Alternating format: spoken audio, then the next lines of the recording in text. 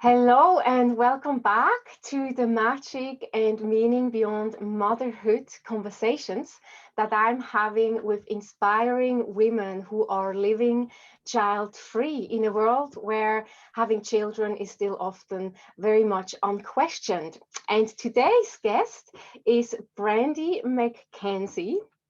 And Brandi and I, we met in 2013 when we were both in a retreat with Sarah Evans-Stower about women's yoga and feminine embodiment. And Brandi was actually the assistant at the time. And I felt just so, welcomed by her and also really taken care of, because that was actually my first women's retreat. And yeah, so we actually go back quite a while, Brandi and I. And I'm super happy that recently we reconnected over this topic of, living child-free. And I'm very, very happy that you agreed, Brandi, to share your story today. Of course, thank you for Welcome. having me. Yeah, really, really nice. Well, Brandi is a nourishment coach who helps women who are doing everything perfectly, yet secretly feel unfulfilled. And she's going to speak about that a little bit more later on. Yeah, and so today we will hear how she is creating and mothering in her life and, her reasons for choosing to live child free, and also what gives her life purpose and meaning, yeah, and what she's passionate about. Mhm. Ah, Brandy, I always really like to start these conversations with just you sharing where you're calling in from, and yeah, what's alive for you? It's evening, your time, maybe what happened during the day. Yeah, if you could just share with us a few lines here. Sure. So I live in Colorado in a town called Loveland. And as I was just sharing, it's actually snowing here, a spring snow. And what's really beautiful is that just before I sat down to our interview, I saw about 50 or 100 elk outside my window. I live in a really nice nature sort of integrated area. And I don't know if you're familiar with elk. They're like much larger than a deer. Anyway, there's a herd of them that lives and travels through my neighborhood. So that's what's happening here. And it's actually really lovely and beautiful in the snow. Oh, yeah. And if you follow Brandy on Instagram, once in a while she posts pictures of these elks. And when I saw it the first time, I was blown away. I couldn't believe when I asked you, where was this, that it is basically outside your window. I, Yes, I could literally see them from my office right outside. they're, yes, so beautiful. Mm. So, and very magical too. Like when you just see this in this landscape. Oh, yeah. It is. It's very magical. And there's a hill behind my house, and my favorite thing to see is when they come over the hill and you can see the silhouette on the top, and it's just, yeah, it's so picturesque. I feel so lucky to live where I live, and I really love it here. Beautiful. Mm. Yes, yeah. And so, Brandy, let's dive right in. The first questions that I always ask is about, you know, how did you come to live child free? Was that something you always knew, kind of, as from a young age, that maybe you don't want to have children, or is that something that just unfolded for you throughout life? If you can just tell us a bit more about your story when it comes to how you came to, yeah, to live child Yeah, free. absolutely. So when I was younger, um, I grew up as an only child, and I also grew up as an only grandchild on one side. So I was often alone. And I think that probably in some ways plays into my story, that I've always been used to a certain sense of solitude. And as I grew into my teens, I just, pardon me, I always had this sense that I never wanted to get married and then I never wanted to have children. and I can't say that at that time I really knew why, but that's how I felt, into my teenage years and into my 20s. And I met my now husband when I was, I think, 21 years old. And over the time of being with him, there were certainly moments where I thought it could be nice to have a family with him. But it still was never something that I really wanted to do. It just felt like, oh, that could be nice. And I've actually shared this with you before, but I think he could be a really great father. So it was more about seeing him in that role than me in that role, which is just interesting.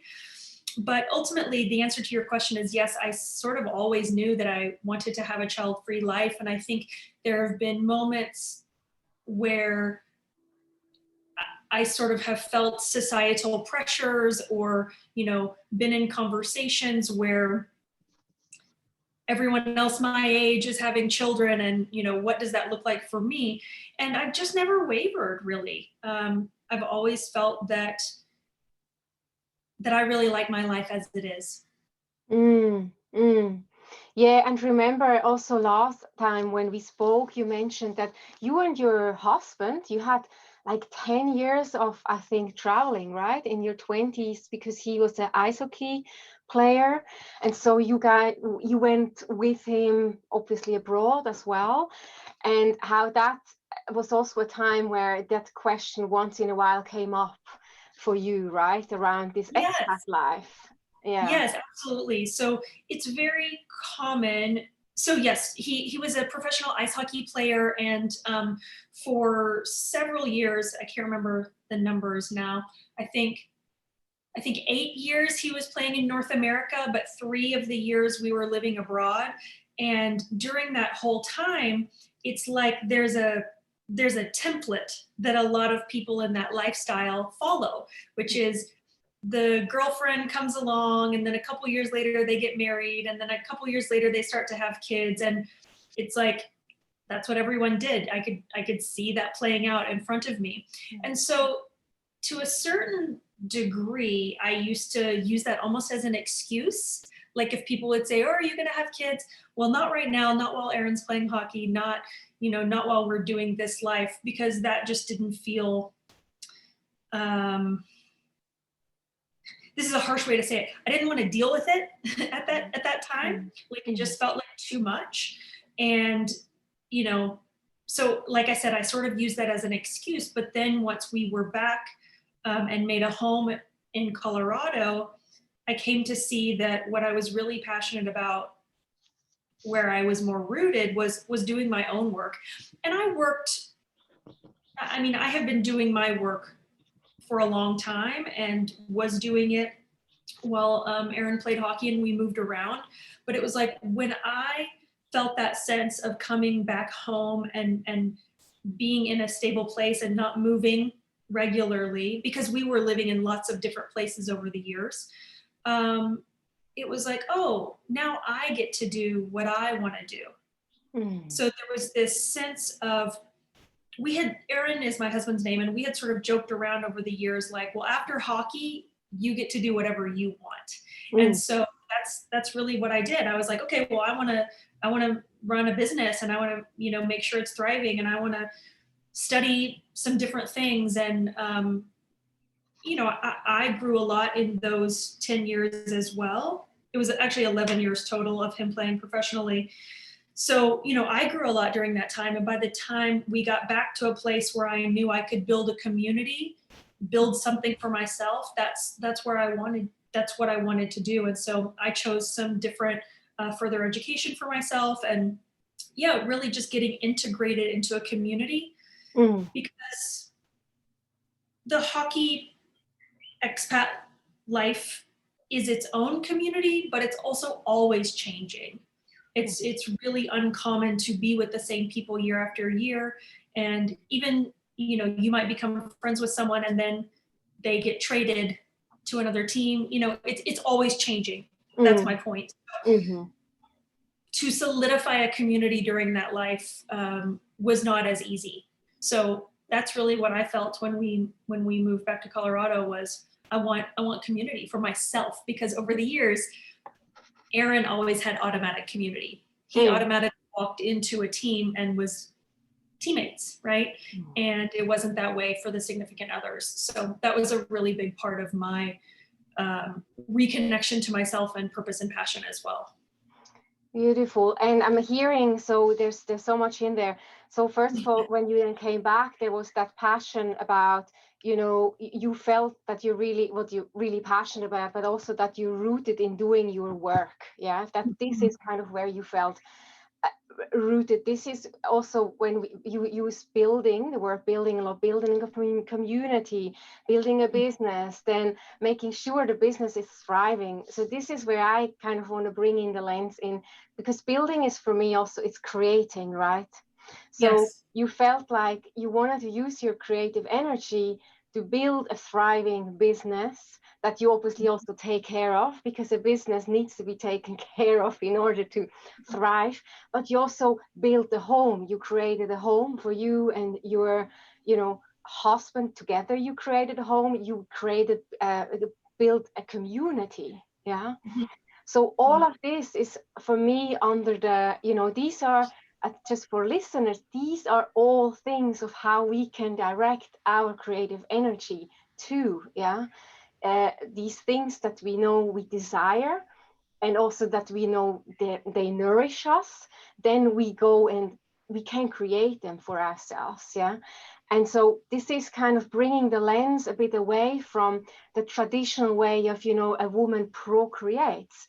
Yes, we can procreate, but we can use that creative energy also choosing not to procreate and create heaps of other things that we feel passionate about, which you, Brandi, obviously are doing now with your business. And this is kind of where I want to ask you a little bit more. So you mentioned last time about how much your heart business gives you life purpose and meaning.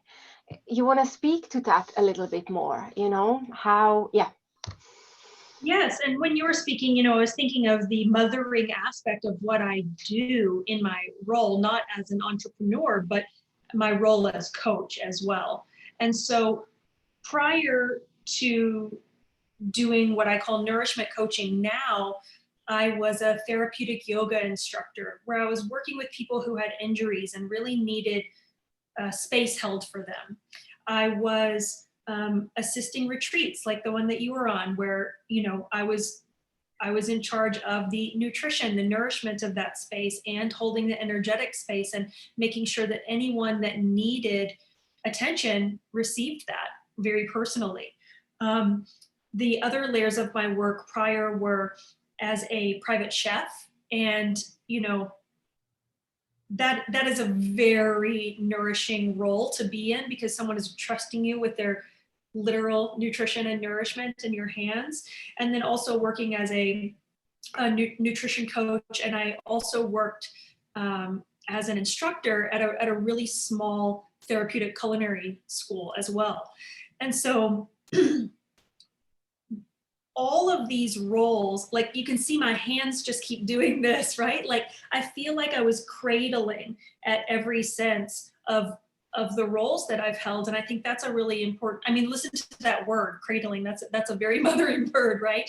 But that's how I feel about every step of the work I've done, is that I've really held a mothering space for people. And, you know, prior to you and me having this conversation, I didn't necessarily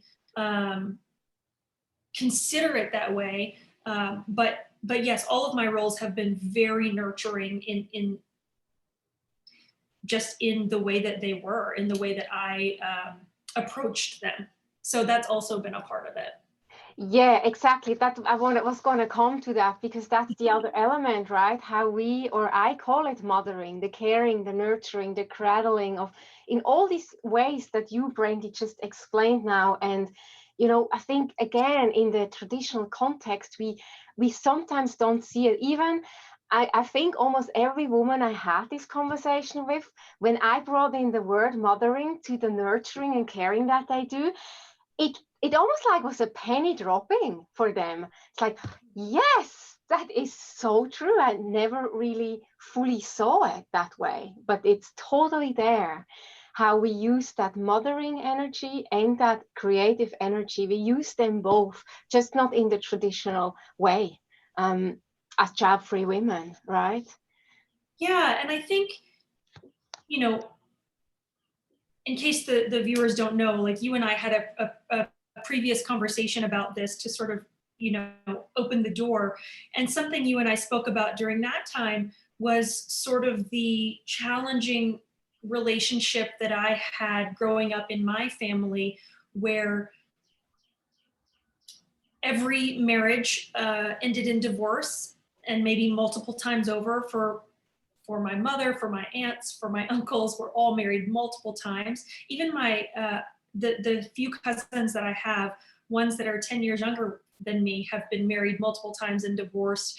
And I bring that up because I think for me, there's a certain trigger, to be honest, about what mothering means in my family and what that felt like for me growing up, and what that looks like for me as an outsider looking back into my family community. And for a little more context, I have not lived in the community of my family in over 20 years, whereas I'm the only one that's ever left. They're all in this small place, and very intertwined.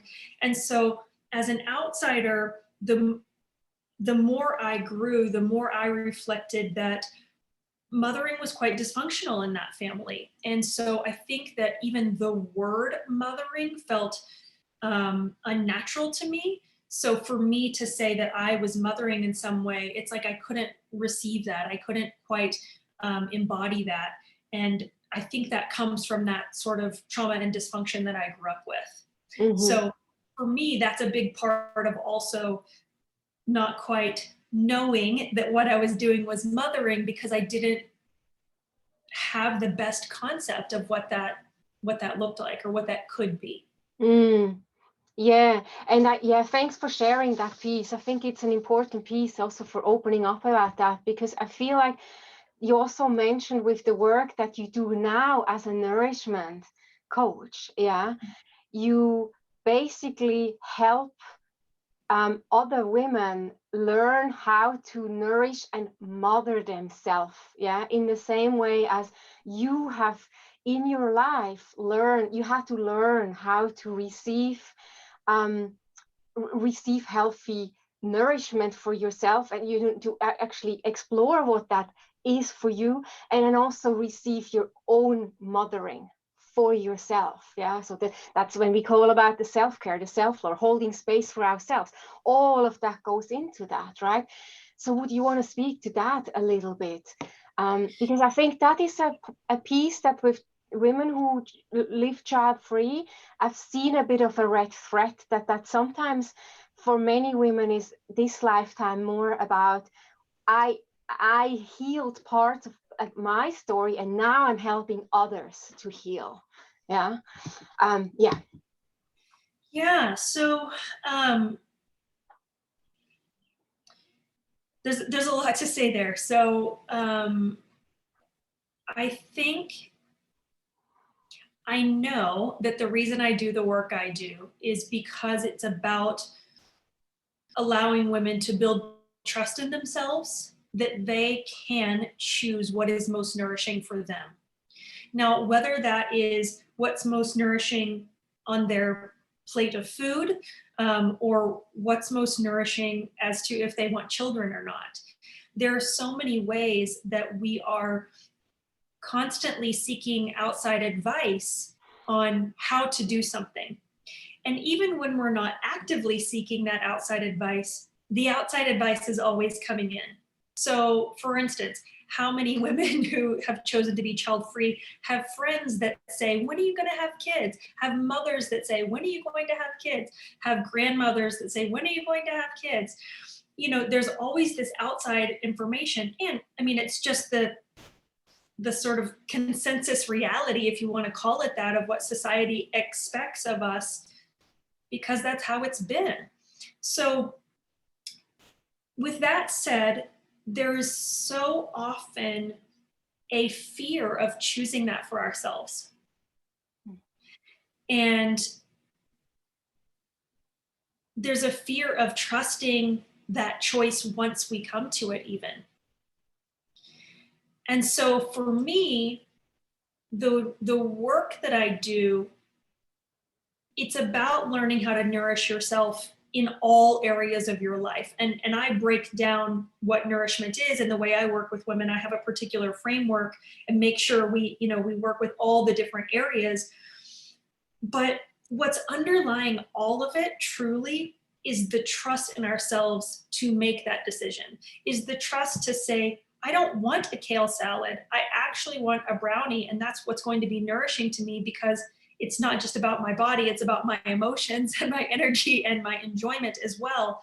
And that's an example that I think everyone can relate to, but it's quite frankly the same with children. It's, will there be regrets? Will there be judgment? Will there be, I hear people say like, well, what about at the end of life? Like, what will you do then? There are so many questions that come up. And I think that it's the trust in ourselves that we know what's best for us I'm sure you can hear it in the tone of my voice. Like, that's what really makes me feel so passionate about the work I do, is really empowering women to trust their choices and trust their experience with their choices as well. Yeah, and I just want to say yes, because I feel passionate about this very, same thing as we both know, right? It's that going inwards, we bring them home to themselves, so they can really choose for themselves, within themselves, what is the next thing that I desire. And desires can also change, when it comes to the child-free life, for example. Maybe at some point you were very clear that you desire a child, but then maybe the child doesn't come into your life in the way that you envisioned it.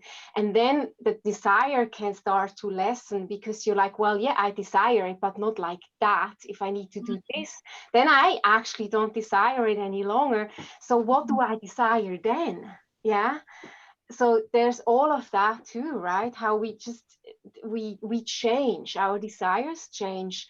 And the most important thing that is, we always bring it back to ourselves and really feel what's right for us, what's right for Brandi, what's right for Corinne.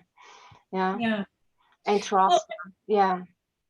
I just also think it's important to note, because I think this is such a tender topic for a lot of people, it can also be hard to embody that child-free choice when, I don't know if you feel this way, but I feel that my generation of friends, there's been a lot of people who want children and struggle with fertility. Mm-hmm. And there's a bit of a taboo of talking about it still, or, talking about child loss, or, just so many layers of inner shame or guilt, or whatever the complex emotions that are coming up for women who want something so badly and can't have it. To then sort of brazenly walk in the room and say, this is what I like. I don't want what you want, and I am choosing not to have children, while still watching you struggle with the desire to have children. It's a lot to carry, I think, in friendships and in relationships. And I think that's a complexity that gets overlooked as well. Yeah, I'm happy you speak to it, because I feel sensing that even just a little bit as I start to speak more about it on Instagram, because I think what helps me, and I know to some extent that will probably help you too, the fact that we have spent time in women's circles and time in women's group where we acknowledge and witness and, honor every woman's truth and her desires, and obviously her pain in whatever journey she's on. And one could say, I was a woman who wanted a child. I would say I'm child-free by circumstance, but at the same time, I have come to embrace the child-free life now, and and I think a lot of that comes from owning my story, going back in time, looking at my whole life story, but also really coming to really understand the creatress within me. And again, the knowing that I can be mothering and maternal in other ways, and embracing all of that. And then I think that's a lot of where then women like me who maybe wanted children and it didn't happen can start to talk about it. Yeah. And I think it's so important that we who maybe wanted them also start to speak about it. Exactly, to give everyone, like, to kind of almost soften the this rigidness around. I want women who feel like they're absolutely happy being child free and always wanted to be child free, to be in, to own that, to share that, to be confident in that, in the same way that I want women like me who maybe had a sense of struggle at some point to, you know, also move on and find magic and meaning created in other ways. And then there's the other aspects of all the women who, for whom that has never even been a question, right? They're just mothers. It just happened. Maybe they didn't choose motherhood consciously. I think this conversation is also important for these women. It's almost like we're bringing in, yeah, we're softening this conversation by just starting to talk about it more. Absolutely. And I think it comes back to what we were saying before, which is just honoring what you know to be right for you right now. And, you know, you mentioned early on that you can change your mind. And that's something I work with my clients a lot is, you know, I remind them to return to their present time self, because what nourishes you, what nourished you a year ago or even a month ago is certainly not the same as what nourishes you now. And I think that it can be really easy to get stuck in what once worked for us, you know, and stay there rather than this empowerment and evolution of change, which is just true to the nature of being human. And so I think what you're saying about weaving all these different parts and softening this conversation, it's about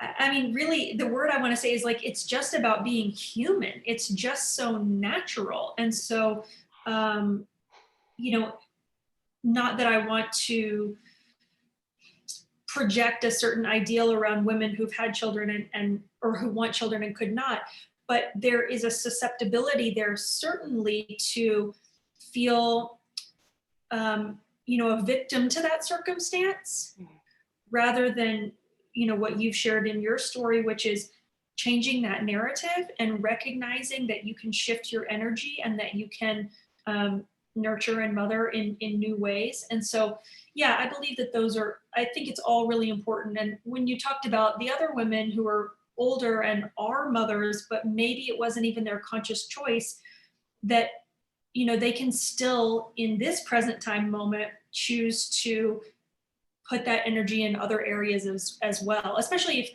you said the word older. So in my mind, I'm thinking, you know, their children have left home and they're maybe even at a loss at what to do with themselves now because their identity was so caught up in motherhood of another human. What can they do with that now?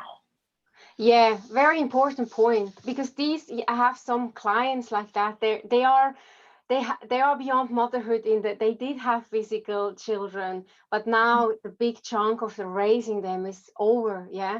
So again, the same concept. How can we direct the energy, the creative energy and the nurturing maybe now in different ways?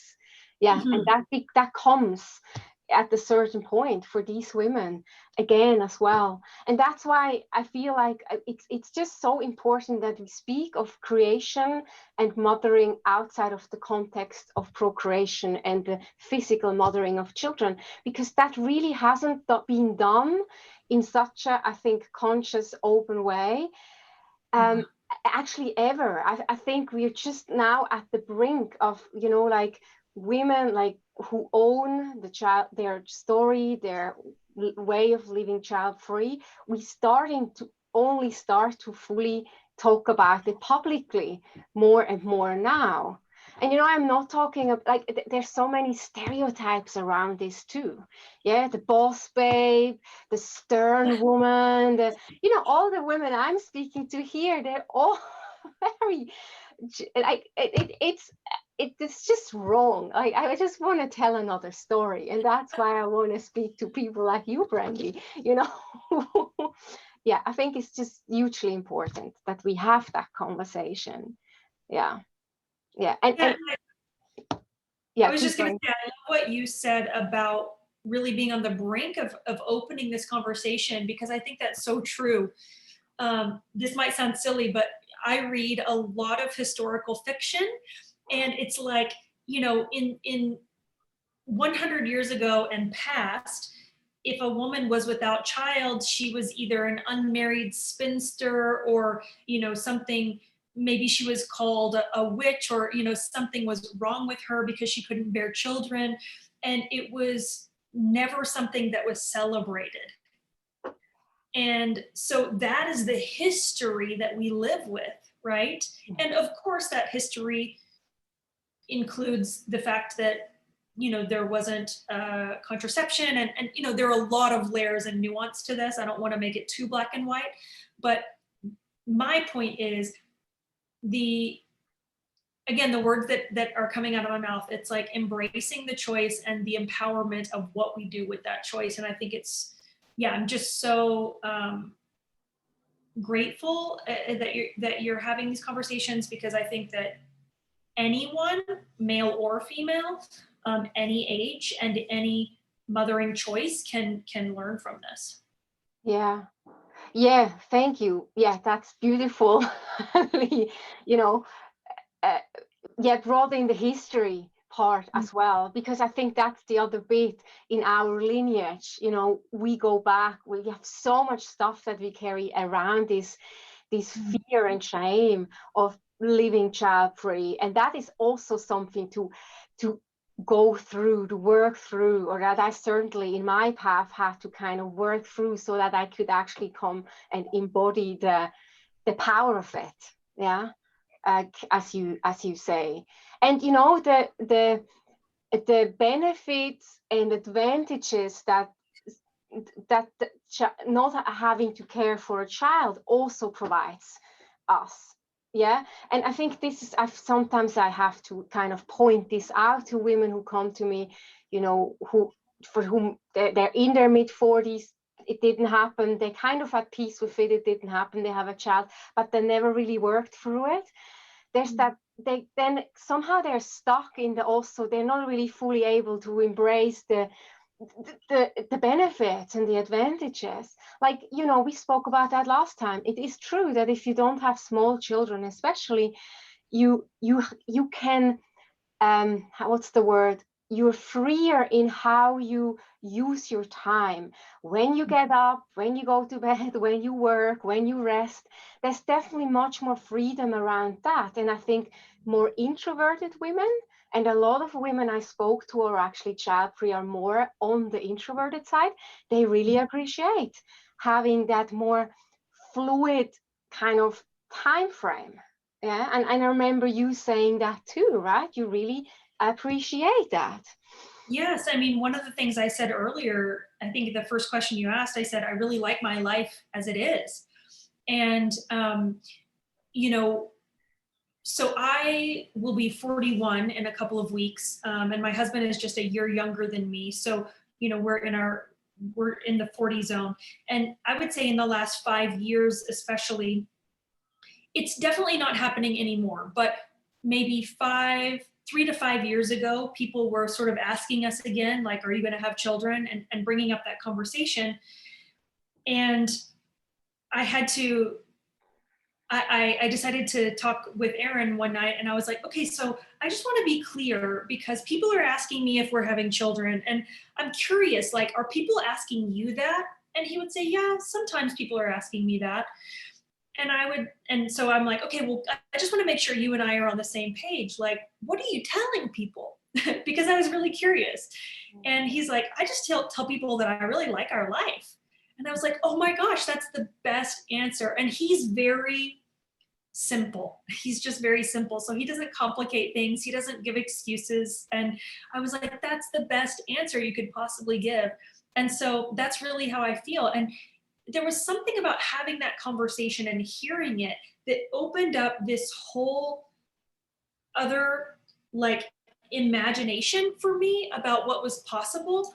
Because it comes back to what I was talking about when he was playing hockey. What I didn't want to do was be the woman with 2 children under 3 years old flying from Colorado to Japan, on a 20-hour flight and dealing with luggage and kids and, all the things.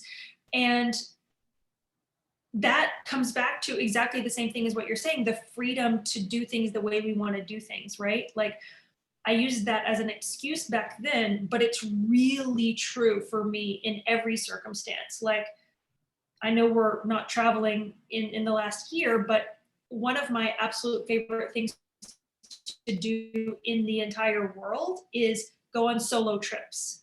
So I'll just fly somewhere by myself for a few days. I get, a rental house or someplace with a kitchen. I buy groceries. I turn my phone off. I go hiking. I do nothing. I read.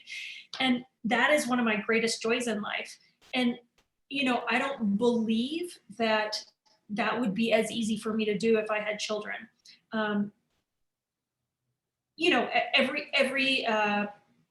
Every mothering style is different. Some people feel really confident doing that, but it's not as easy, especially when they're very young. Or, yeah, you get what I'm saying. It's not as easy. So there are things like that. Like, well, what about you mentioned sleep schedule. Sleep is hugely important to me. And I was dealing with some health stuff a few years ago where I couldn't sleep. And like, literally I would wake up thinking like, oh my God, if I had children, how would I ever, how would I be alive? Because how would my physical body ever recover from my health issues if I had a child dependent on me? So from the level of sleep, from the level of quiet that I need and want and desire and choose in my life, from my work schedule, from the way I keep my home, everything is totally impacted by that freedom of not having a child. Yeah. And so that's why it was also the right choice, because you appreciate things that, would be much harder to accommodate. Yeah, I'm laughing because this is a thing that happens like once a week in my house. My husband and I will be sitting on the couch. We've slept in on the weekend. We get up, we go to the sofa with a cup of tea. I'm reading a book. He's maybe watching golf. It's very quiet. And we'll just look at each other and be like, imagine if you had 2 kids right now. Or I think I might have mentioned this example to you before. Like tonight, it is 7 in the evening where I am, and Aaron is still at work. And, he'll come home in the next hour and you and I will finish here, and it'll be almost 8 o'clock and we'll both be hungry and we'll have to adult and feed ourselves, and in moments like this, we look at each other and go, imagine if we had 2 kids right now. And it's just, we give ourselves these reality checks not because we're trying to prove anything to ourselves, but like, we can see what it's like when you have 2 little kids running around and how much more hectic life is. And sometimes we're exhausted at the end of the day and can barely make a meal for ourselves. And it's just like, oh my gosh, imagine if we had a child. And it just feels very overwhelming. And I'm sure that to a certain degree, women who want children have that sense of overwhelm before it happens, or certainly while they are mothering children. But the sense of overwhelm that it brought to me, emotionally, mentally, and even physically, I know that it would have been too much for me to build a child in my body and care for it for the rest of its life. Yeah. Thanks for sharing that, like for also owning that, and that's the thing when I speak of the word owning, is like owning yourself, know yourself. Mhm. Yeah. This is, and with this piece, I think I started to have that more and more when finally we got a dog, right? And then I realized, oh, wow. And now, like, that was a big chunk also of really getting the dog and being nurturing and mothering with him 24 hours and having him there. And especially when he was a puppy, it gave me also a bit of a different reality check. And that's when I started to have these moments more and more. Actually, I also looking at my husband like, wow, yeah, like if this is a dog, imagine if we had a child, or if we had adopted a child, which at some point we were, just for a brief time contemplating. And again, bringing it back to you, like, okay, know yourself. What is it that you really desire? What's in alignment with kind of who you are, with your personality, all these things. Yeah. Yeah. Brandi, I know our time is coming to an end and I want to let you go to have your dinner, actually. It's evening there. Is there just any lasting words?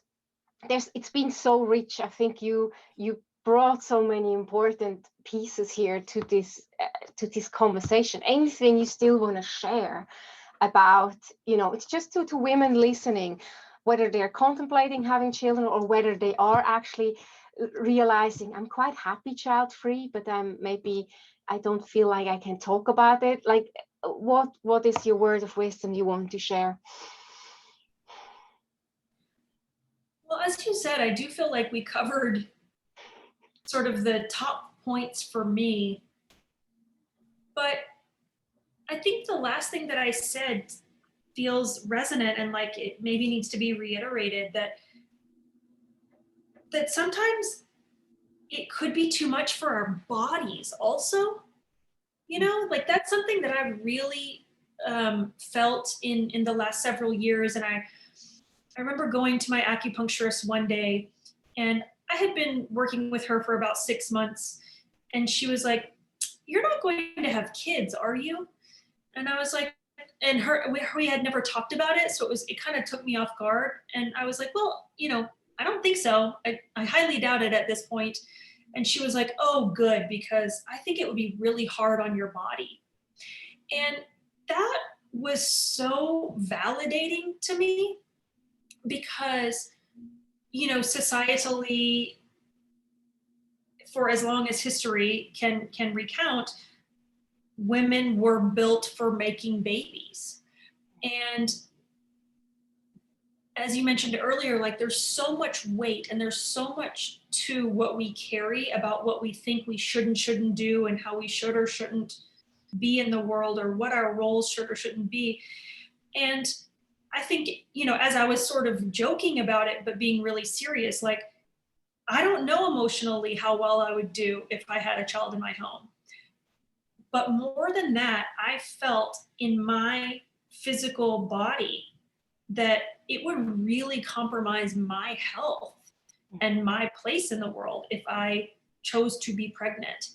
And I think that I just really feel like that's not something I've ever heard people discuss. And so I think that the layers that we really need to look at for our own truth and our own capability and the capacity that we have, what is important to prioritize? And for me, when my acupuncturist said that to me, and it took me some processing to really pull that together with what I already believed to be true.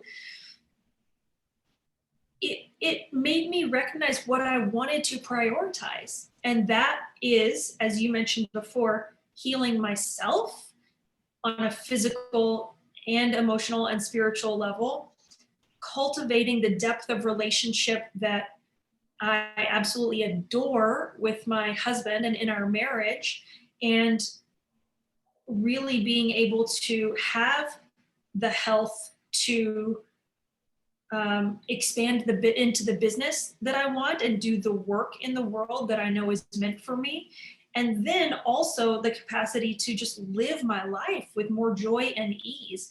And so it's like that one place I had to really look at how it's going to spill out into all areas of my life, and be really clear and honest about what I was willing and wanting to prioritize. Thanks so much for speaking to this, because you're absolutely right. This bit, again, is almost like a taboo within this taboo topic. And I think I had another woman reaching out to me on Instagram once around, with autoimmune diseases. And she just shared, it's just, I just don't feel like, not so much emotionally, but physically, I just don't know. I'm kind of done with it. I tried. Yeah. And I think this, so for our listeners, really, yeah, this is hugely important, that piece as well. Thanks for sharing that. And again, opening up to share that, because, wow, we are we're going into so many little boxes here. That we just never talk about, and we need to talk about. To just normalize every aspect of, why women choose not to have children, in the same way as why it's not happening for some women couples, and that we are just fully woman without motherhood. We're fully woman without motherhood, and that's really, we have to breathe into that and really start to own that. Oh, Brandi, thank you so much for this conversation. Wow, we could keep going for a long time. We could really talk. And we for may another have another conversation another time. But for now, like, so if listeners want to get in touch with you, hear more about you, how can they get in touch with you best? Sure. So I have a website, which is my name, brandimackenzie.com. And I'll spell it because both of my names have multiple spellings. BRANDIMACKENZIE, brandimackenzie.com. And that's really the best place to go, because from there you can click through to Instagram or social media, if that's your preference. There are some free things that you can do with me through my website. I have a download, and I also offer free mini retreats where you can, and the type of nourishment that really works for you. And as I briefly mentioned, I work with different pillars of nourishment. And so we make sure that we're not just focusing on one thing, but that everything is really interwoven, and it's really creating a depth of nourishment in your life, in your world. And so that's how people can find me. And I could talk about nourishment so many ways as it relates to this particular topic, and it's a great passion of mine. So hope to meet some new people. We'll come back to that. I think we're going to do another round where we talk about nourishment and mothering and all of that. Thank you so much. And I will put it in the show notes.